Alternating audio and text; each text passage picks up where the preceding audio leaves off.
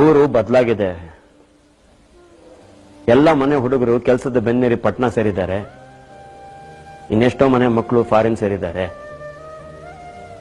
ಈಗ ಎಲ್ಲ ಮನೆಗಳಲ್ಲೂ ಬರೀ ಮುದುಕರು ಮಾತ್ರ. ಫೋನು, ಟಿವಿ, ಫ್ರಿಜ್ಜು ಎಲ್ಲ ಸೌಲಭ್ಯನೂ ಇದೆ. ಆದರೆ ಅದನ್ನು ಅನುಭವಿಸೋ ಚೈತನ್ಯವೂ ಇಲ್ಲ, ಸುಖ ಪಡೋ ವಯಸ್ಸು ಯಾರಿಗೂ ಇಲ್ಲ.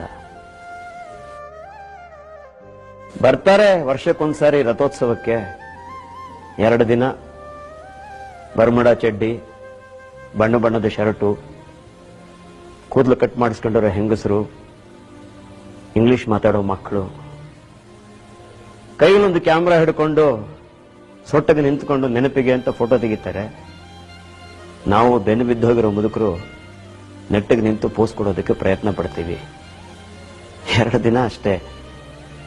ಊರು ಗಲ ಗಲ ಗಲ ಅಂತಿರುತ್ತೆ.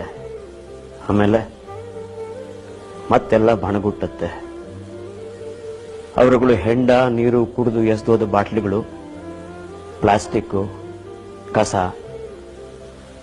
ಜೊತೆಗೆ ನಾವು ಮುದುಕರು ಎಲ್ಲೂ ಹೋಗೋದಕ್ಕೆ ಜಾಗ ಇಲ್ಲದೆ ಇರೋರು. ಊರು ಬಹಳ ಬದಲಾಗಿದೆ.